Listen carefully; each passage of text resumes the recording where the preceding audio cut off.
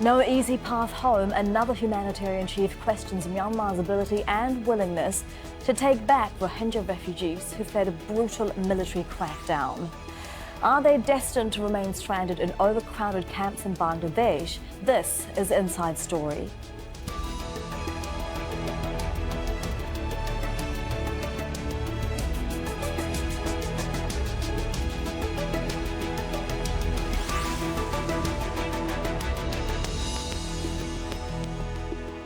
Hello and welcome to the programme. I'm Elizabeth Puranam. The Rohingya are probably the most friendless people in the world. Almost 10 years after those words were uttered by a UN spokeswoman, the situation facing Rohingya could barely be more dire. Hundreds of thousands are sheltering in camps in Bangladesh, having fled what rights groups have described as atrocities by Myanmar's military. Peter Maurer of the International Committee of the Red Cross has visited Myanmar's Rakhine state, where the violent crackdown happened. Myanmar's government has agreed to start repatriating Rohingya to the villages they abandoned, but Maurer told Al Jazeera that he doesn't see how that's possible, at least in the short term. For the ICRC, this is still, and is at the present moment, first and foremost, an emergency operation. A lot of people have been affected from all the communities, and we need also to have even stronger support and facilities from all the authorities in Myanmar to be able to operate and to expand our operations. The reconciliation of the communities, the bringing back of minimal safety and security for people is a tall order and needs the work of many of the actors, of many of the communities as well. So we are probably looking at a long-term and medium-term perspective. I don't think that we have yet conditions conducive to large-scale return. We'll need security arrangements which are embraced by the communities, and this is again a political task of the key stakeholders in Myanmar. We certainly appreciate the support that we have for our humanitarian work, and we certainly would appreciate if others would join us in the field, because again, we do believe that this is still an emergency operation where a lot of food, medical assistance, basic assistance is needed for the populations, those who are there and those who eventually will come home.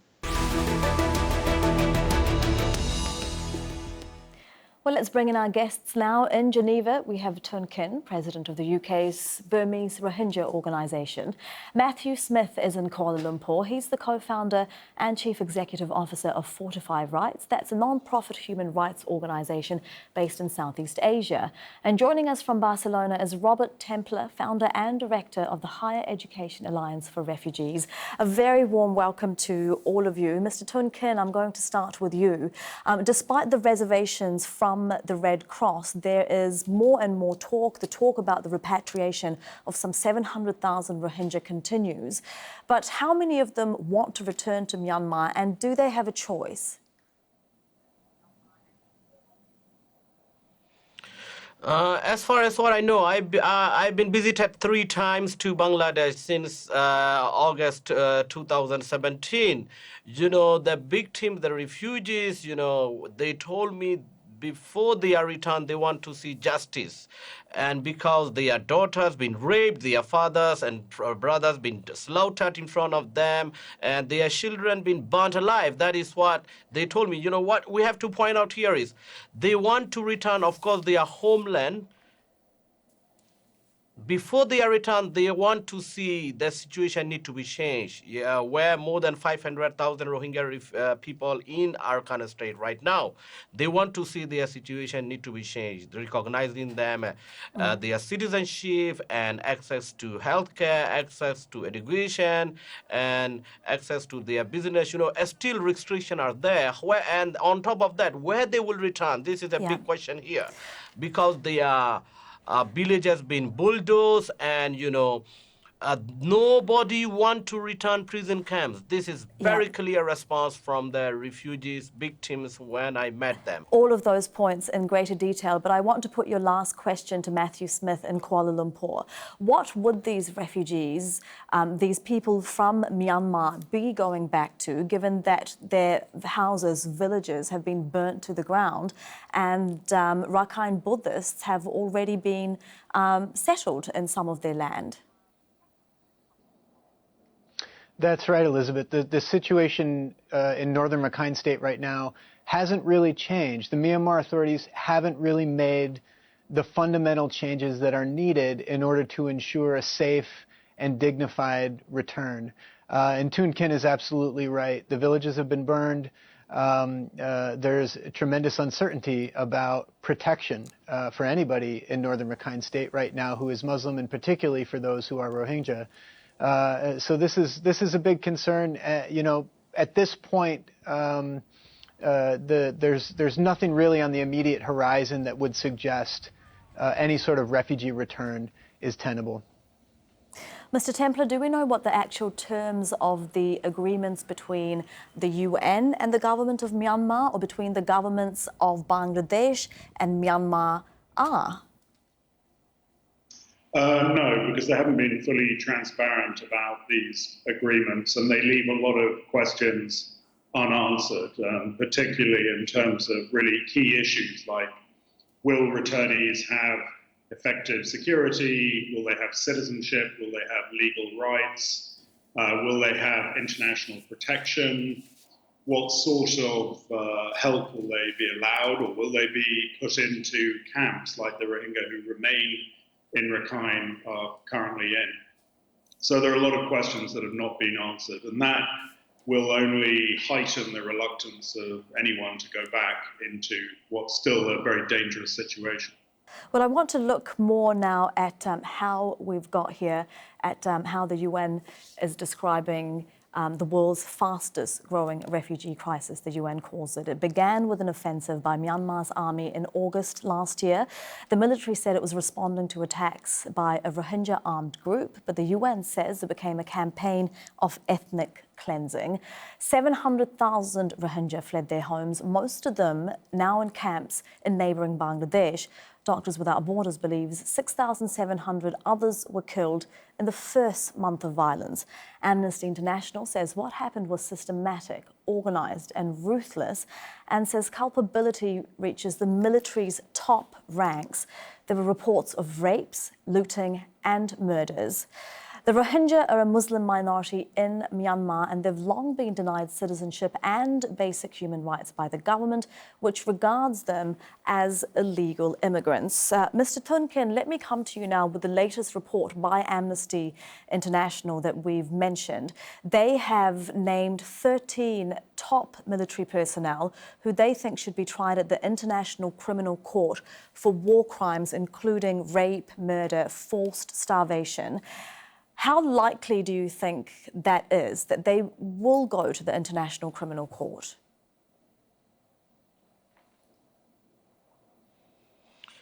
Yeah, we have to see, of course, yes, that is right. This, especially Ming Online, Senior General Ming Online and other top, they've been involved. Of course, this is not suddenly happened. It's quite systematic.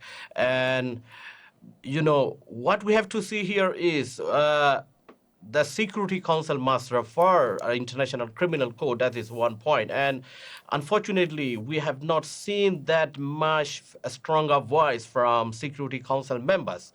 Even, UK is quite, they are not strongly telling about it. And, of course, Russia and China, they are there, but we have not seen quite seriously about it. The thing is, we have to look at, it's been already more than 8 months now, and it's not only Rohingya, Kachin, Karen, and Shan, other ethnic minorities been, facing this serious human rights violation in other parts of Burma. This impunity going on. This is time, right? This is right time international community must support ICC referral, and Security Council must refer to The Hague to Burmese military and Burmese government. including who are complicit in this genocide against Rohingya. That's what I can say. Mr. Smith, just today we've heard from the Chinese government, China's top diplomat, saying that they think that Myanmar is ready to take back these refugees. How likely is it that China will support any UN Security Council action that would refer the government of Myanmar to the International Criminal Court, given that they are a key supporter of the government of Myanmar? Yeah, that's a great, it's an important question, Elizabeth. And right now, the UN Security Council member states should really be doing everything in their power, and that includes in their bilateral relationships with China, to essentially just get China to step aside and let justice run its course. I mean, no one's really asking anything of any action from China with regard to this situation. Really, the ask is for China to just step aside and let the UN Security Council refer this situation to the International Criminal Court. For too long, the diplomatic community has sort of rested on this notion that it's simply impossible because of China. And I think we have to get to the point where UN member states regard that as completely unacceptable, and they use the political leverage that they use to ink other deals with the government of China. They need to use that type of leverage towards justice and human rights, and we do think it is possible. And it's as Mr. Khin said, it's absolutely essential right now. And Mr. Templer, is it possible to sort of circumvent China and even Myanmar on this? Because the International Criminal Court right now is looking at whether it can try Myanmar for the crime of deportation, even though it's not a member state. I mean, can the ICC get around that? And do they have the will to do it?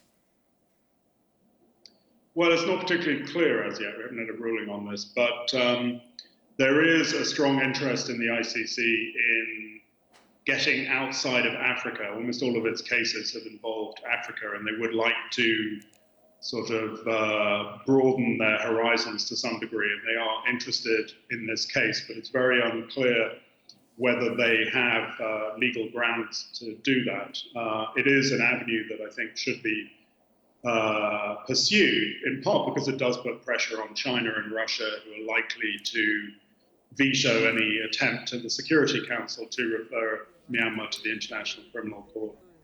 Well, we've heard from Myanmar's de facto leader, Aung San Suu Kyi, who's faced global criticism for not standing up more for the Rohingya, though her supporters say that she has little control over army actions. And recent social media posts by Suu Kyi suggest that she blames meddling from abroad for worsening divisions. She said hate narratives from outside the country have driven the two communities further apart. So if we take what she's saying about this, which is consistent with what she said since the military crackdown began, Mr. Templer, let me come back to you. You know, how likely is it that the perpetrators of these crimes will be held to account when this is the sort of narrative coming from the country's leader? Well, very unlikely, I'm afraid. And I think that the comments that she's made don't help resolve this situation in any way. It's clearly not driven by outside forces, and the hate speech has been driven by many people who support Aung San Suu Kyi.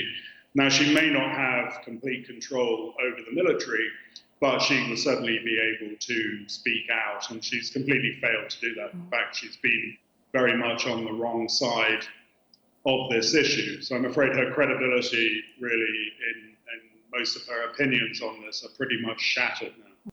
I want to talk more about the repatriation because, as we've said, you know, various countries and organisations are continuing to talk about it. Mr. Tuhn, I believe there's something like 120,000 Rohingya who are currently living in Myanmar in internal camps. What are the conditions like in those camps? And would the Rohingya who are in Bangladesh now, if they were repatriated, would they be living in the same sort of camps and facing the same conditions? For me as a Rohingya, as I'm receiving information from the ground every day, this is quite clear. There will be the same situation, these Rohingya, when they repatriated back. That's why I mentioned earlier, nobody want to return to refugee camps at all. Sorry, nobody want to return to prison camps at all. You know, these Rohingya people, 120,000 in Sitwe, is been a kind of temporary, but still there is no talk of original return to their villages. You know, they are not getting proper aid and, you know, education and other health access at all. That's why many Rohingyas you know, by boat they fled from these refugee camps. You know, this is a Burmese government and military systematically destroying our community. That's why we call it a genocide. You know, we need to see also, you know, like Kofi Annan Recommendation Commission already called for to close these IDP camps. Still, we have not seen any implementation on that. So the political willingness from Burma, top military to NLD government from Aung San Suu Kyi, there is no such a hope for the Rohingya I can see. There is no policy towards Rohingya has changed. Nothing has changed. Instead, situation is getting worse. So that's why we are calling here as a Rohingya. We know we need international protection to when Rohingya repatriated back to Burma. Without international protection, these Rohingya will face mass atrocities again. Mr. Tuhn, it's not I'm happening going to right put that like to, this 2017 pardon and 18. me for interrupting, but I am going to put that to Matthew Smith. Mr. Smith, should the international protection even be focusing on those 120,000 that are living in camps? Should the UN start with them? Absolutely. You know, there have been avoidable deprivations in those internment camps, and they are internment camps. There are more than 20 internment camps in 5 different townships in Rakhine State. And there are, as you mentioned, Elizabeth, more than 120,000 men, women, and children who are confined to those camps. They're denied freedom of movement. Many of them are denied access to livelihoods. There are health needs. Maternal mortality is a very serious issue in those camps.